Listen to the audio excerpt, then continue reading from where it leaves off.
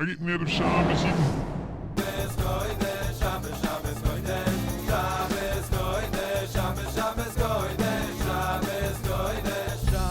Shabbos Kodesh.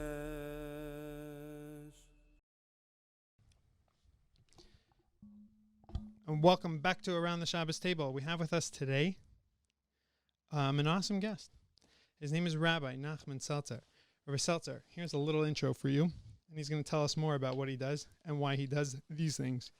And then we'll just fold them up, put it aside, and we'll have a conversation. Okay. That's the idea. Rabbi Seltzer. Rabbi Seltzer is an author, a columnist for the International Hamodia magazine. He is also the producer of Visions as well as a co-producer of The Story Experience, which I listened to yesterday and I thought was very funny. He has produced movies from his books, and he's a producer of the Shir Chadash Boys Choir. He's currently a popular international speaker who teaches in various post-high school programs for American students studying in Eretz Yisrael. His most recent book is Living Legend, about Rabbi Grossman of Migdal Emek. He's also just recently written a book on the Rebbetzin, the story of Rebbetzin Esther Jungreis, which we will get into hopefully in the pod, and we'll be able to talk more about the significance and importance of these books. So just as we get started, I always like to ask my guests, because it's called Around the Shabbos Table, and it's, as we see, it's an avoda for Klal Yisrael to make a good Shabbos table, and I think we get a lot of people we've seen get caught up in Chumash Torah and in Vertlach. Maybe they've learned in Brisks, and they thought that's the way a Shabbos table is supposed to go with a 2-hour Chumash year.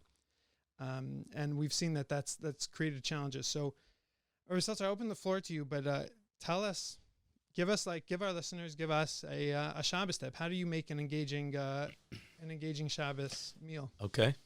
So we get usually about 15 phone calls a week from seminary girls asking to come to Shabbos. This is already 10 years like this, and every year it just gets, more and more. The sisters, the cousins. So it starts like pretty much now from the first week of when they get here and they start calling. And usually we could have 5-6 girls. This past week I think we had 6 or 7 at every meal. So the first thing I do is right after we start eating the first course, Friday night, and then I go around the table, I ask everyone to introduce themselves, ask some standard questions. Where are you from? How many children in your family? What do your parents do? What do you want to do? And then after we know who everyone is, then what I do is sometimes I'll divide up, let's say it's different seminaries, or even not. So I'll divide everyone into teams, and I'll go around the table, I'll ask questions, but it could be from the parsha or just anywhere, random questions like David HaMelech, Rus and Orpah, how many kids did Orpah have? Who killed those kids? What happened? What's the story?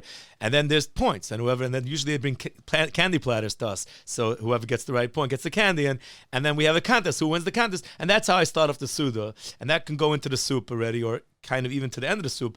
And it's like 10 questions to each team, and by that time, everyone, so basically the whole meal started with Torah, but it was a lot of fun. Nobody was bored. Everyone was excited. And then after that, either if there's a story in the Hamodia that I wrote, I'll read them that story, or they can ask me whatever they want, or the conversation go in a million different directions. But we started off the meal with Torah, and it was fun. And in the morning, I'll read from them, from Zera Shimshon, which is a book that I wrote, 1 or 2 varts, and the story that comes with it. So yeah, there's definitely Torah at the meal, but it's given over in a fun way, that engaging way, that people are just fun, and they're not bored, and they're not like lost. They don't get lost. The kids are engaged also? The kids are sitting there with me at the table, and by now, so it used to be that the kids sometimes were their own team, but now they're already, it's been so many times, they're a little bit less in the team, but there's definitely around the table, and they're part of it for sure, 100%. That was one of the reasons why we started doing this. My wife said, you have to do something which is that everyone's going to be involved in, all the kids and the guests. So I felt this was a great way to do it, and that's how we got into this whole mahalach. And that's what we do, and it's a great way to make the Shabbos table come alive and really to accomplish what you want to do at a Shabbos table. Just out of curiosity, where do your kids sit at the table? Oh, so my daughters, this is the way it works. I'm at the head of the table. My older son sits on my right side, right next to me. My second son sits on my left side, right next to me. My wife sits next to him on the left side, and then my 2 daughters sit on the other, right next to one next to my wife, one next to my older son. That's the way we do it, and then whoever else is there around, that's the way it works. There's never fights who gets to sit next to Tati. Well, they're both sitting next to Tati. The girls know that the boys have to sit next to Tati, and just like they understand that, and they're right next there, just one seat away. But yeah, there's set seats pretty much, and everyone knows their seat, and everyone's happy with their seat. Just as an aside, we've spoken about this many times, even on the podcast, but the Rebbetzin Weinberg, Rabbi Yaakov Weinberg's wife, I once had an opportunity to schmooze with her, and she was very interested. I was out of town and living in a small town, raising my kids in a small place, and then we started talking about Shabbos, and she beat me up when it was early on in the piece when we just got started in this, and my kids were very little, so we put the guests close and then the kids, and she let me have it. And from that time on, it's always been my kids first and then everybody else afterwards. And it's an amazing thing. I think it's, I give my daughters grape juice. I say, this is for you. Even if you're younger, the chal is for you. And after that, the guests get, meaning you're number one.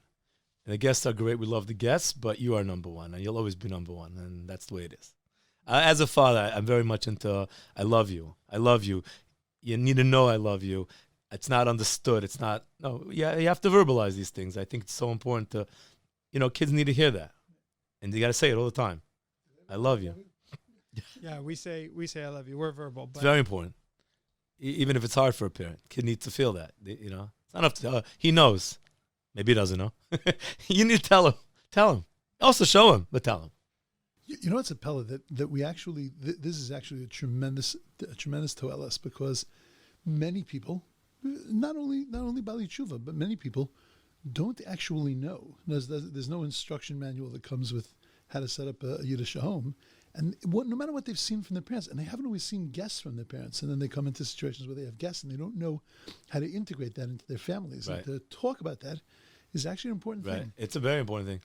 But you really need to get it right. Guests could be the best thing in the world, but you have to know how to there are definitely rules. There are definitely boundaries that need to be in place. Like anything. If you're teaching in a seminary, if you're teaching in a yeshiva, whatever you're doing, you need to know as a Rav, there's boundaries. How many stories there are about Rabbanim who don't understand the boundaries and mess it up. So like anything in life, boundaries are just crucial. Crucial. So you don't have boundaries on Shabbos? You always have guests? No, we have boundaries. No, first of all, no, we leave certain weeks free. Amazing. Yeah, very important. On the calendar, you'll see it. Super important. Public figures and people who are part of, having lots of guests. It's important to know that you have that. And I just want to note that when I saw you guys, when I just met you last week in Tveria, I felt that there was this, and it's miktas shvacho, but I do feel that there was an energy that your family had together, that you guys were enjoying the vacation together. Right. And everyone was. And I asked them, what are you going to do? And I heard everyone's opinion. What are you going to do? What's on the plans for tomorrow? And everyone was excited, even though it wasn't in their world in this. And I just felt that you've created that. So it's important to know that it's not just by having guests, it's also by taking time off. 100%. And very important to take time off to be with your wife. At least you should be going out to eat with your wife. You should be going away. When I finish writing a book, we like to go away for a night. Crucial. Because, again, your kids are going to grow up, and it's going to be you and your wife. And you better have a good relationship. And that comes with a lot of work and investing time. And if you don't do that, what do you think is going to happen? You're going to wake up one day and be like, I don't even know you. So you got to invest the time so that you like being together. Yeah. We had a hard time when we became empty nesters very early on in the piece, because we sent all the kids away to yeshiva. That's right. Yeah, I can imagine. So my youngest daughter, we were still pretty young.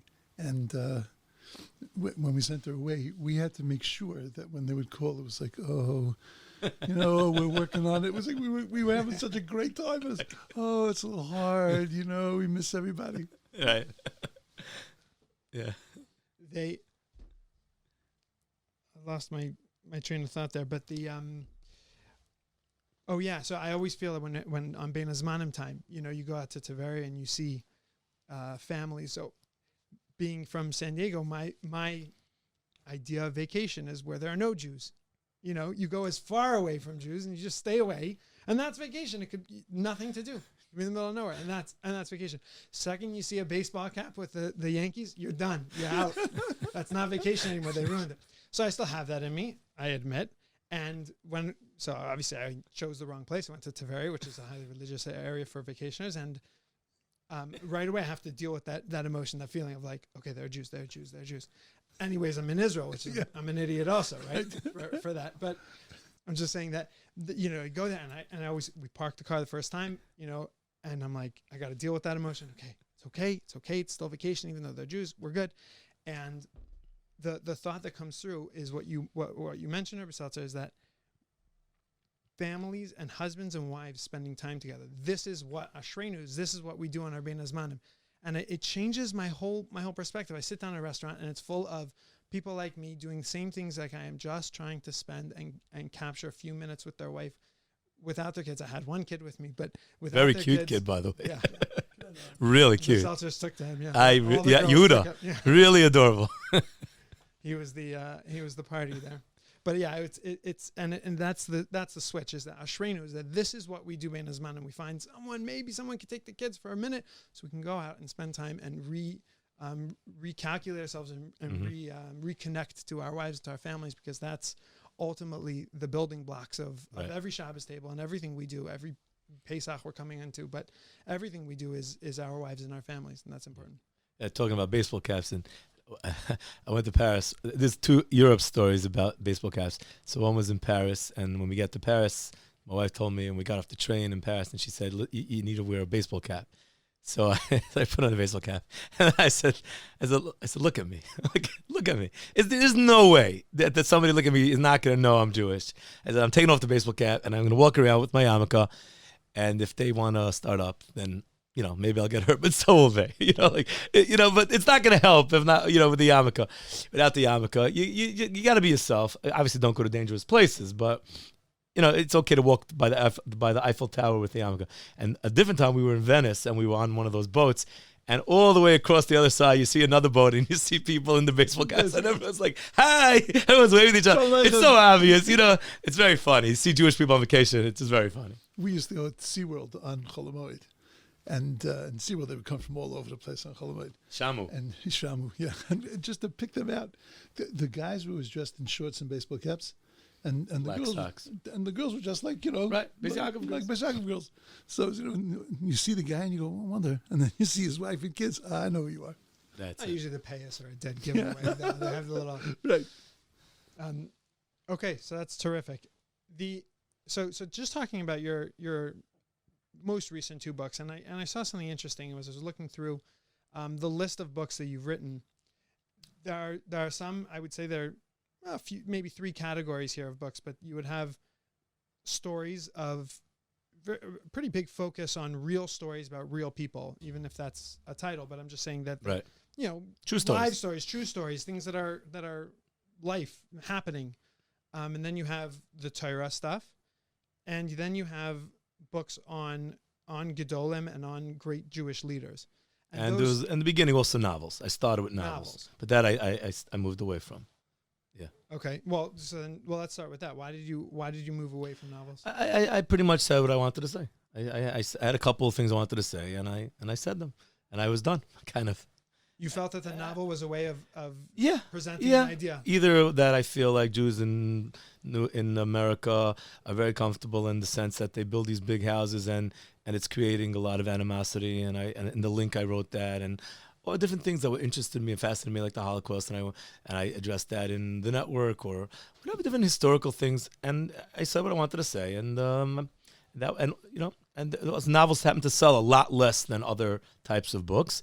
And they take a lot more work. So all those things considered, I don't feel that a lot of people say, how come you're not writing anyone else? I said what I said, and I don't feel like I have Was to. it a conscious decision to move on to something else? Well, other things come along. Right. So I was also doing at the same time other things, and kind of, I just feel like Hashem takes me in a certain direction a lot of times. Pretty much, definitely in the writing career, I've seen a very clear HaKadosh Baruch Hu Mamish directing me. I've just seen it from the beginning. So I just kind of like, I just follow what Hashem tells me to do here. Really. Amazing.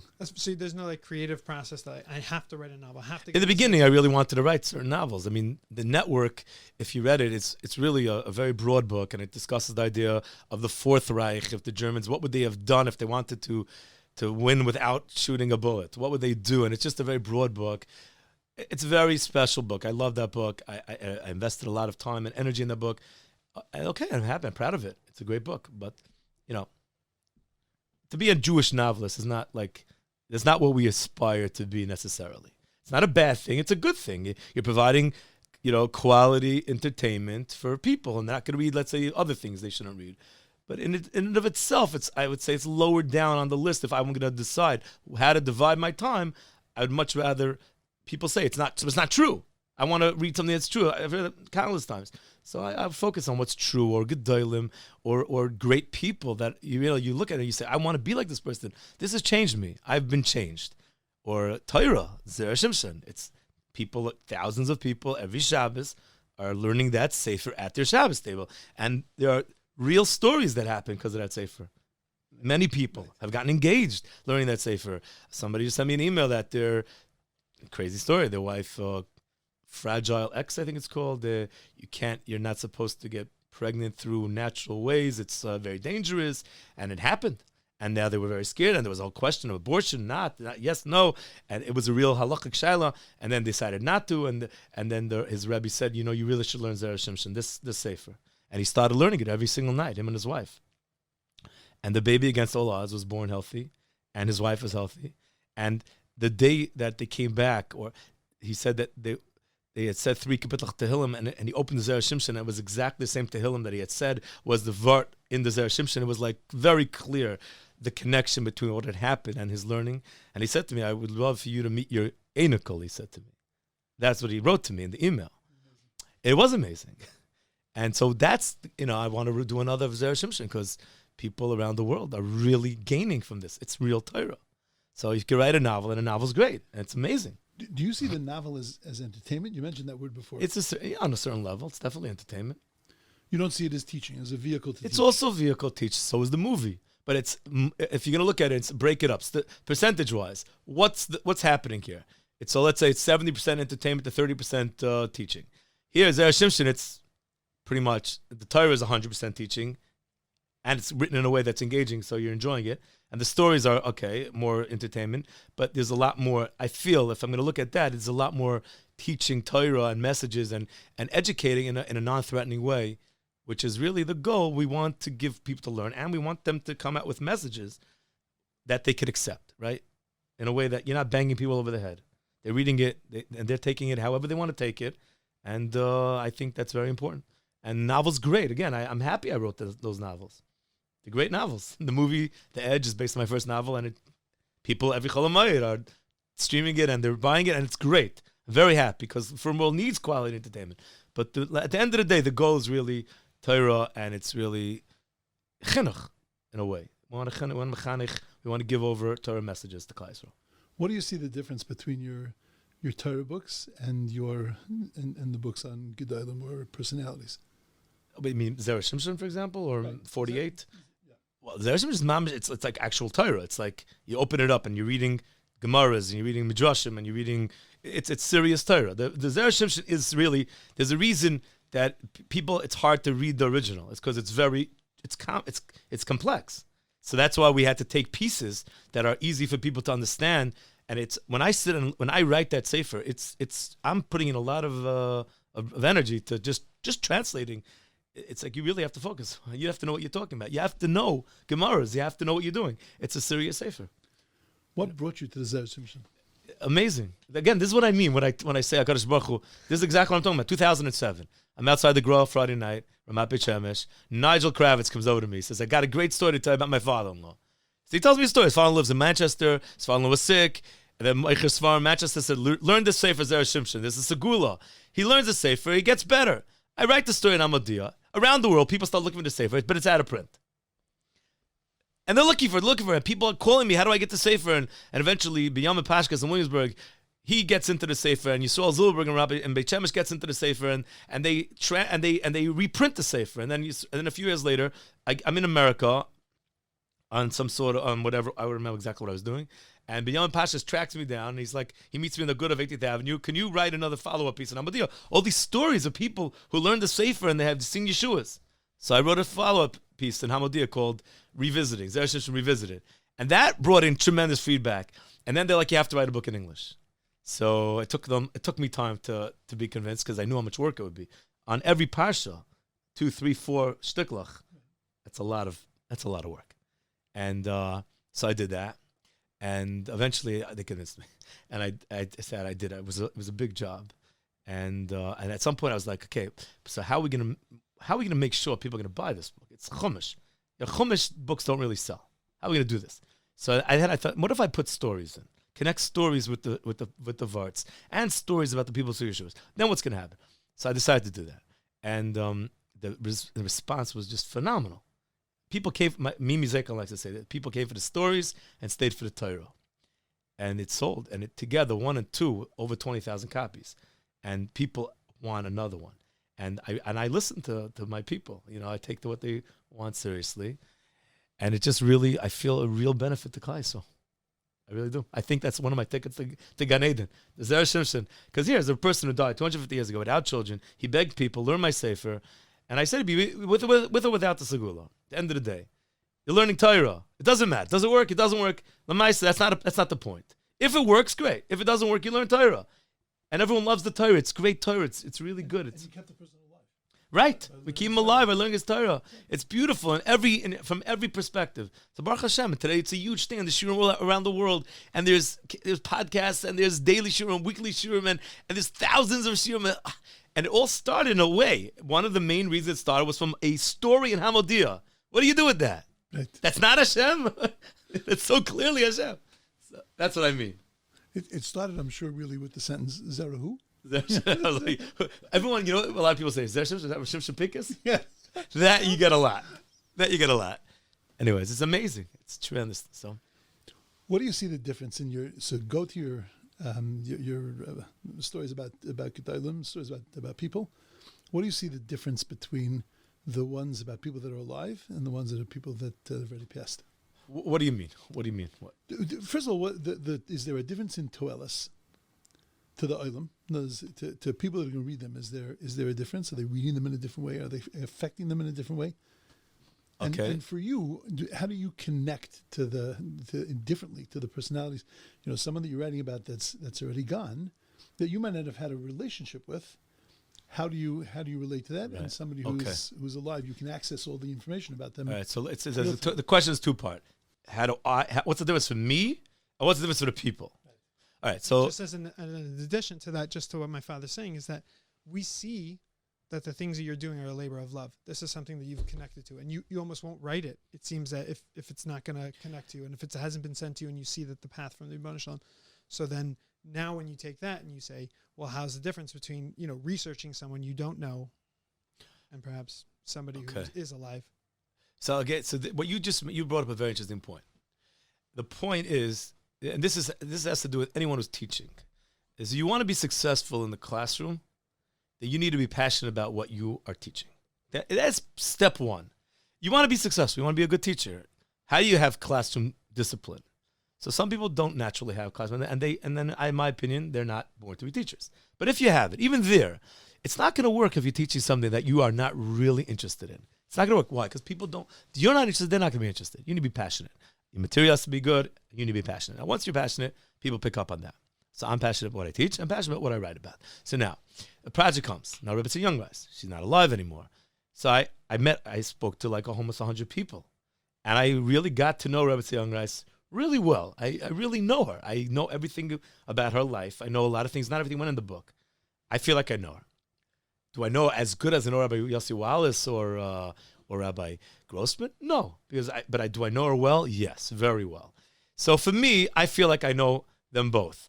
Legabi, the people, I think there's definitely a mila to writing about people who are alive for two reasons.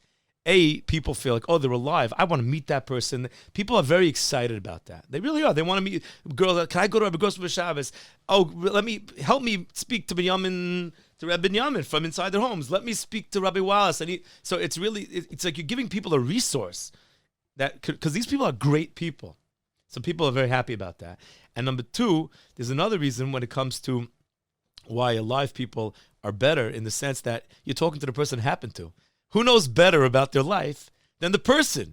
I would much rather interview the person himself than people who knew the person because I'm getting the real story. Let's say, for example, Rebbetzin Jungreis. I really wanted to know, how did she become close to George W. Bush? How did she end up speaking at the Republican National Convention? How did that happen? So I kept on asking every person I interviewed, how did that happen? I don't know. How did that happen? I don't know. Finally, I meet someone, and he says, well, I'll tell you how it happened. I brought her there. I brought her to whatever it was, to that convention where Bibi speaks a lot of times. What's the big Jewish convention that they have in Washington a lot of times? APAC. I brought her to APAC, and they didn't want to let her speak, and we rented a suite, and then everyone was in her suite, and eventually they had her speak, and she was the star of the show, and that's how she met all these big Republican donors, and that's how she pushed Newt Gingrich against the wall, and he's like, you have to help Israel, and he's like, I do, Rebbetzin, I do, and eventually George W. Bush asked her, she's the keynote speaker at the Republican National Convention, which that's a circle closing because that's where she made a big event 20 years earlier, 30 years earlier in Madison Square Garden. And that's how she kicked off Hineni. So you can imagine what she was feeling. 20, 30 years earlier, she's standing on the stage in Madison Square Garden, Felt Forum, kicking off Hineni. And now, 30 years later, or wherever it was, she's seeing the fruits of her labor and she's getting standing ovation from America. How's that for a Holocaust survivor? And do you think the quality of the story for the listeners, for them to connect, is different from somebody who's alive? Whereas it gets a little... Again, just because you're getting more details. But the Rebbetzin, I'm so happy with that book. I love that book. I think it's one of my best books. I really, really like that book. I read that book sometimes. She blows me away. What this woman did. She was in our community, like many communities in America, but yeah. she came and spoke a few times in our community. And, there are people in our community a little wary of these kinds of things, and she had such an incredible effect on people. I remember as a kid, I think I must have been 8 or 9. I have no idea why. My parents are from, no idea why. We went to a Hineni concert, and I still remember some of the people that were there that I remember from camp, whatever. But it had such a profound, and it was little, so it wasn't the information. You went to Madison Square Garden? I don't remember where it was. You don't remember where it could very well be that it was in If the you Felt went to Forum. the garden, you would remember. Yeah, no, it wasn't in it was in Felt Forum. Right. And it could very well be that it was in Felt Forum, but it was in anything. She had psychedelic pictures and stuff on the wall. She was with the way music. ahead of her time. Way ahead. Way ahead. And I just remember as a kid just watching that. And from that point on, every time I heard her name, it was like, tremendous reference. Yeah. Just from what it touched in me. I think that the greatest accomplishment of the Rebbetzin was the fact, and this is what you see that she's the real thing, is that she had no serious machloikas on her. Think about it. A woman, an attractive woman, getting up and speaking everywhere, to every crowd, and no real machloikas. There you see. This is Hashem Shemayim. This is real. HaKadosh Baruch Hu is on her side. And that's it. You know that Mordechai ben David, so there's a song, the song Hineni. Mordechai ben David has the song Hineni, which is the name he called his album. And the song starts off with a long intro. It's a very long intro. And it doesn't make sense almost. Why is it such a long intro? And the reason it's such a long intro is because really the Rebbetzin was supposed to be speaking in that intro. Wow. That was the idea.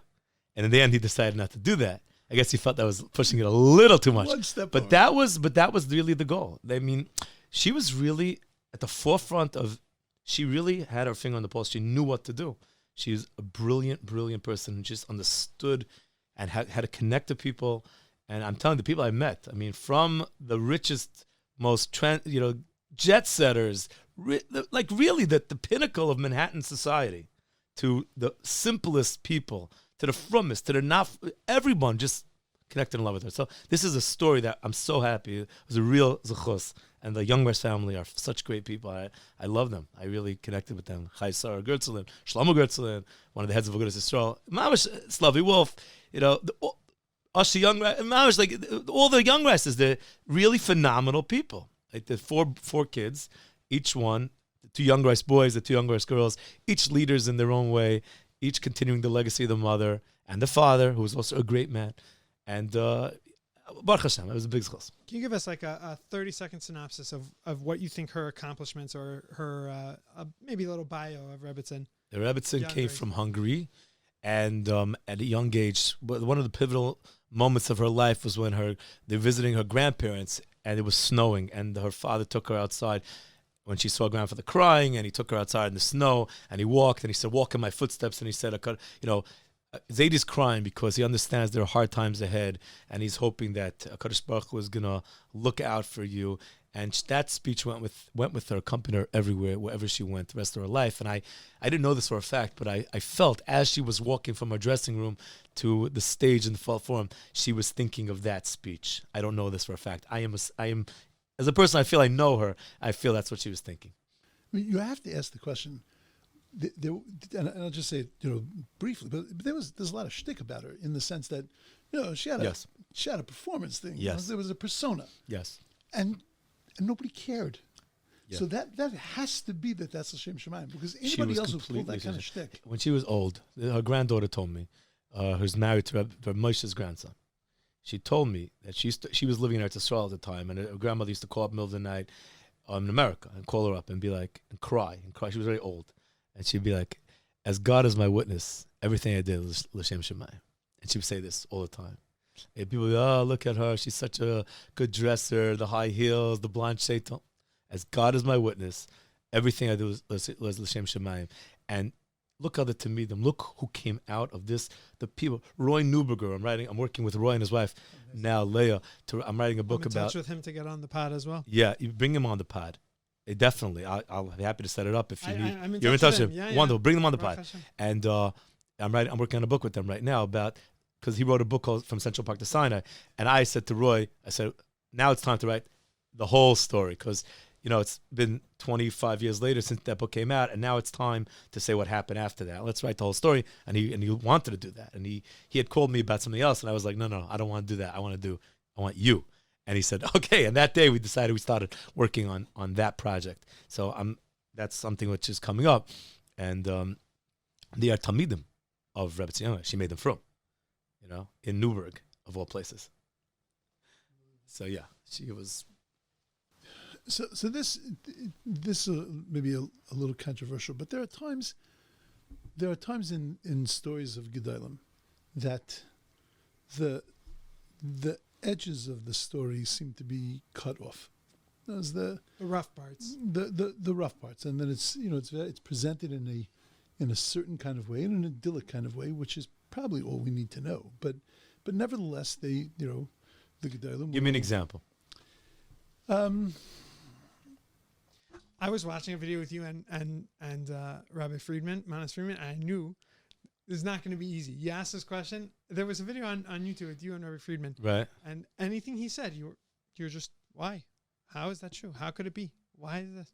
It's he's saying very controversial things. It's such a wonderful midah to have to be able to stand up and say, give me an example. Yeah. I there are Manas Friedman, again, he's coming from a Kabbalistic perspective, and I'm coming from a pragmatic yeshivish perspective, which is, if you're going to make such grandiose statements, man, you got to back yourself up. Right. So I pushed him to back himself up. And he's not really into backing himself so much, but he did. I mean, I pushed him until, you can't just say things. You can watch the interview. It was a lot of fun with Rabbi Manas Friedman. He's also a legend. We spoke about doing a book. We'll see about that. But anyways, yeah. So what do you mean?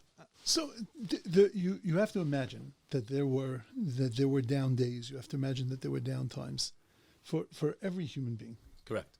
And they don't need to be spoken about. The whole making of a gadol thing. They don't need to be spoken about. I'm all into that. But how do you then present the person as a real person? I'm really asking about your avodah. Well, you read this book, right? Yeah. What did you feel? Did you feel the Gedolim weren't being presented real? Did you feel there was a certain lack, or you felt I was giving over the Gadol in an accurate way? 100%. But it wasn't a biography about him. It was a story about him. Those were the stories of the cars. Those were the stories of them being. This is Rabbi Liff's book. This is Rabbi Liff's book, correct? Right. So I mean, he was telling it as he saw it. Correct. But he was telling that piece. He wasn't giving you the whole story from the beginning We're to the end. talking now. I don't know. I mean, just yesterday, somebody reached out to me. Gedali Zlatz actually reached out to me. A possible project of a certain Rosh Hashiva. I don't want to say it until it actually comes. But it's definitely a possibility. So yeah. So what are you gonna? So how's it look? Let's say. Okay, the Torah says Moshe Rabbeinu was had a very hard time. Moshe Rabbeinu said to HaKadosh Baruch Hu, "Again, no." Eliyahu Navi said, "Kachas nafshi." I don't want to live anymore. But we're not the Torah. We don't have the right to reveal the vulnerabilities and the down the moments of depression, we don't have that right. If Chazal going to tell us that Shalom Melech heard in his head voices, which is pretty much what he was hearing, right? He was however you want to look at it. It seems that he had paranoia to David HaMelech, right? I don't think that's not me saying it. It's Chazal telling us that. Okay, that's Chazal have the right to tell us that. We have the right to start invading because we want to write about the Gedolim's life. We have the right. We're not writing exposés. We're not writing, trash. We're not. That's not our thing. We want to write. We want to learn from the Gadol. Do I have the right as the biographer to write about his vulnerabilities? No, I don't think so. I agree with you. That's a great point. I agree with you. But how do you take? I'm not challenging. I'm saying. I'm questioning. Right. How do you take the knowledge of the vulnerability, not reveal that, but yet weave that in to the? So I know all those things, and I weave it in a little bit sometimes, but I do not. There's things which I will. A person came. I wrote a book about this person, and she came to me, and she's like, "My grandfather." And this Rebbe, and they did this to my grandfather who was a Rebbe, and you have to write that in the book. And I said, I'm very sorry, you're going to have to find another writer, because I don't write those things about Gedolim. I know it may be, but I will not write it. You weren't there. You don't know what really happened. And even if it's true, I can't write. Now, I know it. So I know every book, I know things that don't go in. And that's okay. And my knowledge of that and my knowledge of the family, it helps to make the book a better book and a more authentic book. But I do feel that it's not the public's right to know everything. The public has a right to, maybe not even a right, but it's a privilege to know. Right, I wanted to challenge that word, right. It's a privilege to know. I don't think you have a right. It's a privilege to know about a Gadol, and you should be inspired by the Gadol, learn from the Gadol, and model yourself on the Gadol, even as you understand you're not necessarily the Gadol. You're not, but you could hopefully be part, like a little bit like the Gadol. But you don't have the right. And people going in the world and the media is like, you have the right. You don't have the right. You don't have the right. Well, it's like in America today, the Jewish people feel they have the right to be treated. You don't have the right. In Borough Park, when you're going and you're making Hafganas in Borough Park, did you forget who you are? Did you forget that this is Gullus? You have the right? No, you don't. You should be thanking Hashem. They're not taking you and putting you in gas chambers. I am not, this is not fanatic. This is the truth. Don't forget, we're doing thousands of years of Gullus here, and suddenly you're in America and you have the right. You don't have the right. Thank Hashem, America's B'dish Chesed. Go home and stop talking so much and calm it. Just calm it down a couple notches there, everyone. It's appropriate today also here. That same message. 100%. Calm down. You don't have the right. Yeah. You don't have the right. You have responsibility. You have responsibility. You have representation. You're very lucky. You're lucky. You live in a good time of history, but you don't have the right. No, I feel like I'm listening to myself, yeah. If I was the Rav in America, I would have gotten up and I would have gotten together 10 other Rabbanim and I would have come out with a kol karei. Everyone go home. Go home. But, yeah, 100%. Just to this point that, we don't have this privilege necessarily to know of previous generations of their flaws or maybe their, different personalities. It just speaks to the importance of finding Aselach Rav. Find yourself a Rav today, which you can see both the beautiful side of what he does and the human side. You can see when he spills his coffee, what does he say? You can see when he forgets his keys or locks his keys in the car, and you can see how does he respond. You make yourself a book of stories of Gedolim, of people who are great and how they react. Be aware. You don't need to get everything from a book. You create your own. 100%. Find your own Rav. 100%. Humans are what we learn from. 100%. 100. I couldn't agree more. That was the Binyamin Greengrass's message, and inside their homes. Go out and do it. Not during the Zman, maybe. Not during Seder, but find the Rav. I was very lucky when I came to the Mir. A friend of mine was Barav Nissen Kaplan, and that's why I went to the Shir, and he's my Rebbe. And from then until today, I'm still very close to him, and I was very lucky to bet on the right horse. And I send him our regards. Okay. Okay, I will. In La Jolla, California. Yeah, I'll send him right. He is the man. He's an important and a great example of this as well. That when you spend time with him, you see a human man, but great man. A great man who has everything, all greatness with him, and he makes mistakes, and it's amazing to see how he deals with them. He's a great man. That's what it is. I joke around with him. In a way, I said I covered the Dirsh's last Yom Shas and the one before in Yad Elio, So the last Siyum Hashas, Rab Aaron Leib Steinman they crowned him as the Gadol Hador after Rabbi Yosef. And he gave the keynote address. And that was like coming out, as it were, Rab Aaron Leib, or, Yomim al Yomei Melech. The past Siyum Hashas, Rav Nissa Kaplan gave the keynote address. I said, Rebbe, you understand what's going on over here? They just crowned you as the future Gadol Hador. You realize this? So he didn't say to me, what are you talking about? Anyways, he is definitely going to be, you have to understand, we have a huge dearth right now of Gedolei Hador. Okay? We have a few left, and then there's a huge gap of Gedolim. It's not like it was, where there were Gedolim and then there were people waiting to step in. I feel there's a huge gap. And Rav Nissa Kaplan is maybe 10 steps away in the past, but he's going to step in because there are not that many. So he has all the ingredients that you need to be a Gadol Hador. He comes from the right yichus, and he has the brains, and he has the street smarts, and he has the backing, and he has the talmidim. He has everything that you need, the full package, and he is going to be one of the Gadol Hador, without question. So you've answered my next question, part of my next question. My next question was, if you had somebody alive and somebody from the past that you wanted to write a sefer about. So, okay, we got the live one. but Not yet, but it's going to happen. Yes, we've talked about it. Who is a person in the past that if you had the opportunity and the ability to be able to write about them, that would be a person that you felt not only you would want to write about, but that Klal Yisrael needs to know about this person? I think the Chavetz Chaim. I think I would like to have known the Chavetz Chaim. I feel the Chavetz Chaim was, I have a term with the starting five of Klal Yisrael. And Chavetz Chaim was in the starting five. Today, the starting five. You can't drop that without dropping your starting five. So I'm not going to talk about the starting five from then. But today's starting five, so I had a starting five, which I had Meir Zlotowitz, Zichron Livracha, Rabbi Zlotowitz was on the starting five, but he passed away. So we had to find someone else. We had, I would say, Michael Rothschild, Chavetz Chaim Heritage Foundation, Rabbi David Hafstadter, Dirshu. Shlomo Zakheim, we could say, was on the starting five in his Hatzalah and what he did in the Chesed, which you have a book, I just wrote a book about, and we'll see when it comes out, but it's F-32, the man, the mission. Shimon Kol Yaakov, Torah Anytime. I told him he just joined the starting five, and he's very happy with that.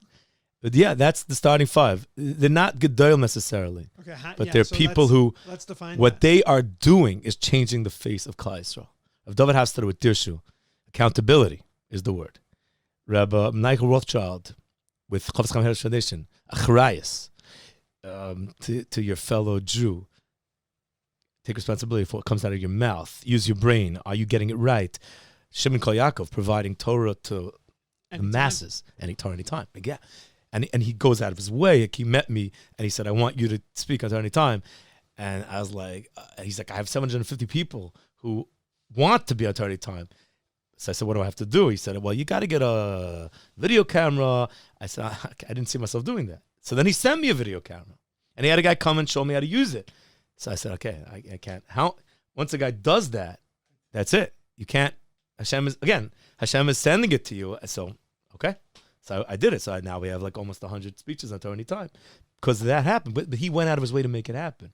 And if I slack off, I had Corona, I stopped giving speeches for a month, he emails me what's going on in a very nice way, without pressure. But I know he's coming. I knew it was gonna come.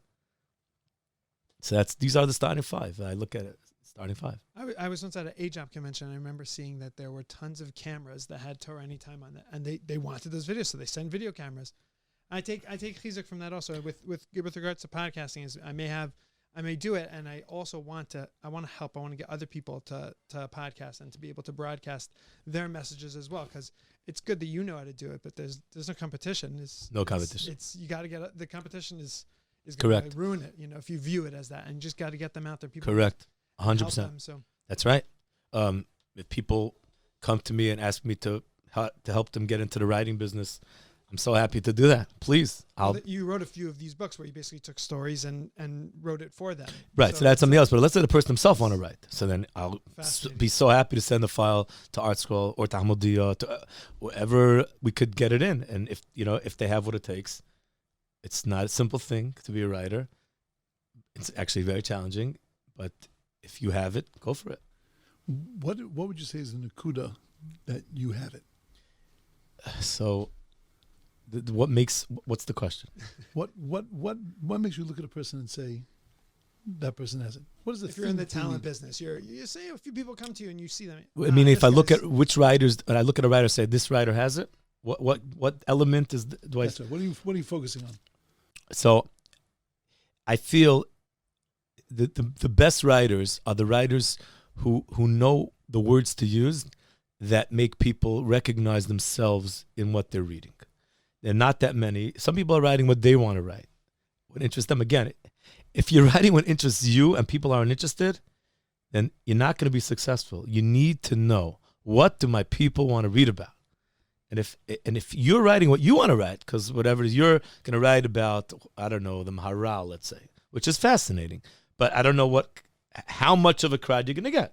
You'll get a certain crowd. You'll get an intellectual crowd. You get Talmidei Rav Moshe Shapiro, maybe, right, who love the Maharal. But you're still limiting yourself in a certain sense because there's a lot of people who doesn't speak to, because they're not maybe holding, they don't have the background to appreciate, they don't have the ideas to appreciate the Maharal. So, but if you're going to write true stories, let's say, so everyone sees himself in true stories. But you also have to write it in a way that's engaging. You can't just write it dryly. Say, what, are we embellishing? No, not embellishing. But I'll give you an example of something which I did instinctively as a young writer, which is, let's say I was giving an example of somebody driving up north. So I said, let's say Yankee. As Yaakov Shweki swung into Ma, Yankee swung the car left towards, the Jordan Road. What did I do over here? I basically put Yaakov Shweki into the story. Why? Because Yaakov Shweki is part of your life. You listen to Shweki. Oh, he listens to Shweki. I listen to Shweki. I could be in the car. It could be about me. I like this. This is, people want to find themselves in the story. Bring them in. If it's about you and your world, then why should they be interested? But that's my father. He said, call the book of short stories. It could have been you. Oh, it could have been me? Oh, I want to read about that. I have a main story for you.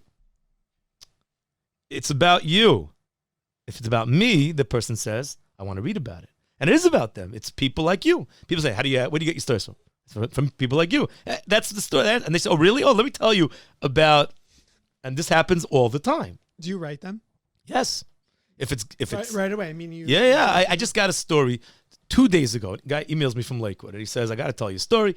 An old friend of mine, I went to the store, Judaica Plaza, and in Judaica Plaza, they have a thing called January Jolt, which is they want to make people come in January. So they send you these scratch-offs that you could get discounts. You can get 10% discount, 15% discount, a 50% discount, 100% discount. So the guy comes to the store, and he ends up buying some stuff, and they ring him up, and bam, it's 100% discount. Now, so from behind, everyone's like, they're singing Yishama Yehuda, and they're like so excited. And the guy says, wow, you could have gotten the whole store. Now, you can't get the whole store because it's a $500 cap. But he could have gotten $500. So one would think, wow, I should be so happy. I got $146 for free. He's not. He's walking around with mental anguish that he had this great thing and he didn't maximize it. It's like the lottery ticket. Like you changed one digit and now you didn't make the $1 billion payoff. You got $20.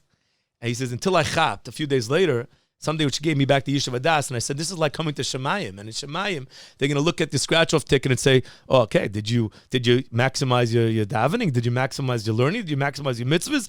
And it gave me such tremendous chizuk, because it was like a wake-up call.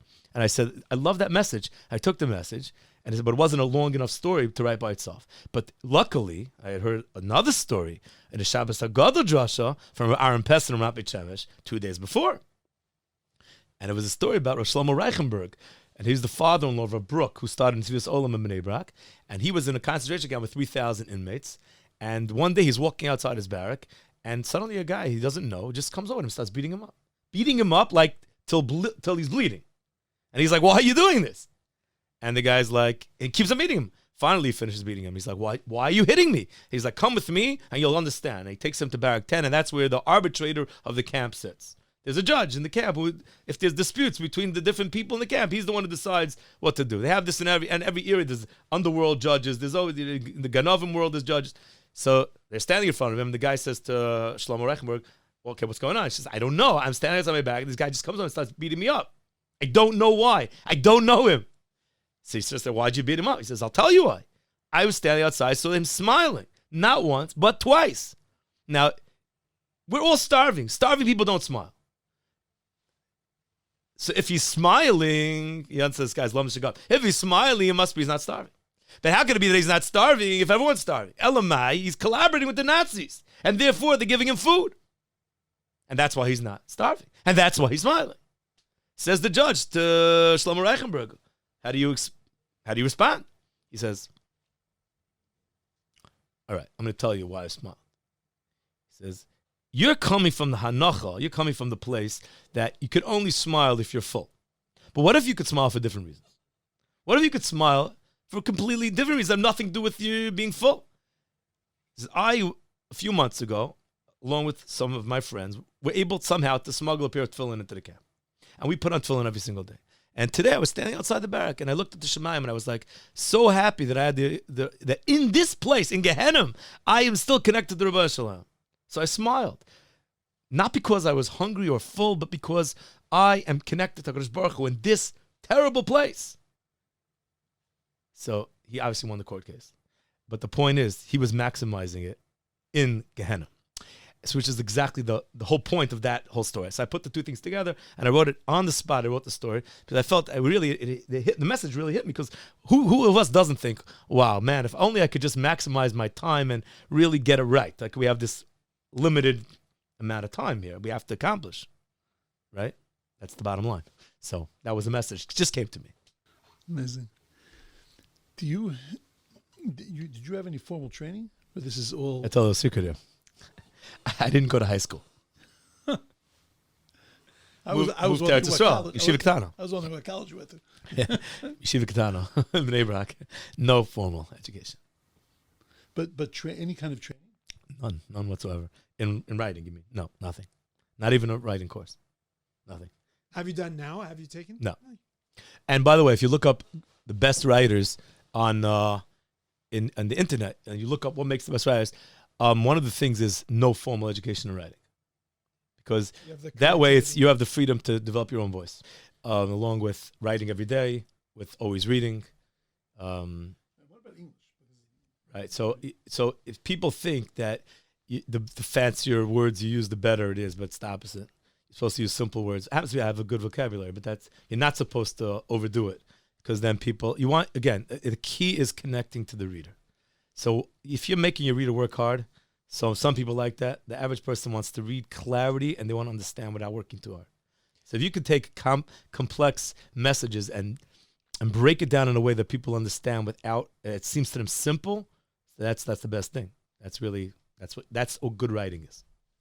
Right. You made an important point, and this is, what I'm going to say now probably not going to end up on here, but you just made a point that touched me, because I think it's for me personally, it's a big thing that you talked about writing for the people, not writing for yourself. You're not writing to express something that you have. You're writing in order to be able to give something to somebody else, and that makes everything we do completely different. Well, we also feel a need to express. I mean, we all want to give. So that's a feeling that we have. But we want the people to get. You want your giving to be gotten. Correct. If you're writing a book and it's not being written, I say, what are you doing? What are you doing? The same is true like for a Rav's drasha, where what's he expressing there at the drush? Is he expressing... That's right. My father always says, the father, if you ever listen, but my father always says that the pressure of the drasha, which even years of giving drashas like this, he gets nervous, and I always ask him, you can do this sleeping. Like, what are you doing? And he says he gets the pressure of the drasha is, can I touch everybody? Am I going to deliver a message that will resonate with every person here? Not, did I say the best vart? Did I chop it up? Is the best lumdus here in the shtickle? And right. Is that best shot? It's right. Are people going to be moved? Can I move them? And that is what to be nervous about. So one big secret is to use a story, because that touches everyone. That's the secret. That's really what it is. Everybody loves stories because the message comes across and it's non-threatening. Secret of the story. Yeah. If you could give like a message, maybe an important message to you that you want people to hear, to understand, to about what into their lives, incorporate into their lives, how to live as a better Jew, how to live as how to connect to the Ribono Shalom better. It is very like, everyone looks at these type of things differently. So I could tell you my philosophy in certain elements is whenever you have an idea that comes to you, try to do it right away. Try to start right away. I feel that if you do these, if you want to get things done in life, I'm sure the rabbi could back me up here. This is the way it is. If you want to be matzliach, when you have the ideas come all the time to people. The question is, are you going to use them? And if you want to get things done, so sit down and do it. Don't push it off. And that's in every aspect of life. I really feel like you had an idea. Oh, I should buy my wife a present. Go do it. Go to the store and buy her the present. Don't push it off. But that's I should take my kid out to eat. So go take him out to eat. Don't push it off. It's in everything in life. I should learn more. So sit down and get a chavrusa. Do it. Right? Do it right away. Don't push it off. Because even the greatest ideas, the greatest things will disappear if you don't actually sit down and make it lamaisa and take it down to the practical level. Tis the season for that. Mitzvah b'liyot chatach mitzvah. Right, exactly. That would be my my piece of advice. But again, I don't really give advice in my writing because I feel like, like for Corona, everybody's saying this is why. I'm like, what are you, vice president to God? I have no idea why.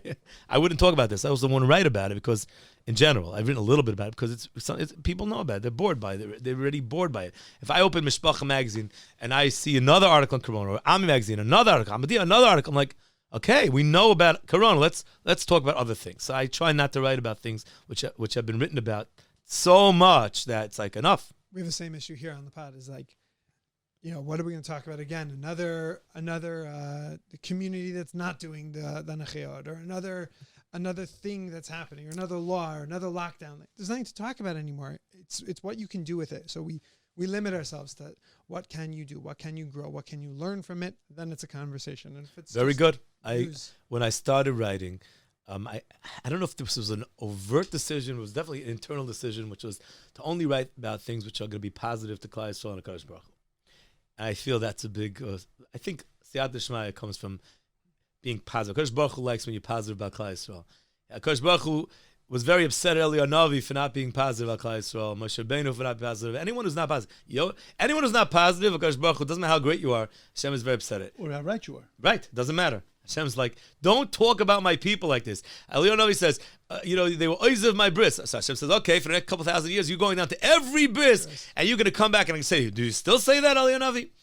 That's the bottom line. So we have to be positive. There's a lot of not positive things to write about, and I don't want to do that. I want to write about positive. But those are the things that you covered before. We don't have a right to know about those. We don't need to know about them. We don't. It's not our. We need to write about things like some people write about all the divorces, and some people write about this. They have serials about all these type of problems going on. And okay, that's if you want to write about that. Okay, I'm not getting involved. I would want to write about things which are going to inspire Klal Yisrael, like great men like Rav Yitzchak David Grossman, whose smile just touches a chord in everyone's heart. That's what I want to write about.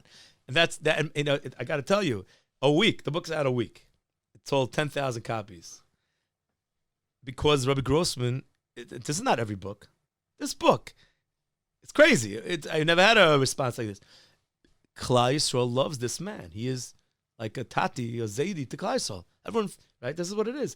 Because he's all positive. You understand why? What's the secret of Rabbi Grossman? Positive and love. Positivity. Everyone loves him. From the most leftist, he is the Messiah Kedushin at Victor Lieberman's kids' weddings. He is the only one who is the Messiah Kedushin. There's a reason. There's a secret. Secret is being a positive person who loves Klal Yisrael. And I feel that is a big secret. So yeah, we want to talk about positive things. We don't want to talk about negative things. We want to write about those things. At least writing. We talk, writing, definitely writing. What goes into print should definitely be, positive. For it's like somebody wrote a story in the book, touched a tiny taste of heaven. I wrote a book about Fashas Chala, right before Grossman. So in the book, she told me a story about a certain person, and the person read it, and he's like, listen, don't put that story in the book or change the details. And she's like, but why? I told the story about you many times. And he said, yeah, but now it's in a book. In a book, that's really something else. We can tell the story in a shir, but in a book, that already it's here now for all time. So we want to tell positive. We want positive. Wow. Thank you so much for coming on, Rabbi Seltzer. This is really awesome. I feel like, in my head while I'm doing it, I'm writing these lists of more conversations that we can have. And Sure. I feel like a part 2 should come once. It'd be amazing. But this is My what pleasure. it's supposed to sit down. I got this through my father, just being able to have, sit with great people and glean from them and learn from them. So thank you very much. Awesome. Beautiful. Awesome story. Thank you so much, Rabbi Seltzer. Thank you for having me. Agit mir dem Shabbos in. Shabbos kodesh, Shabbos, Shabbos kodesh, Shabbos kodesh, Shabbos, Shabbos kodesh, Shabbos kodesh, Shabbos, Shabbos kodesh.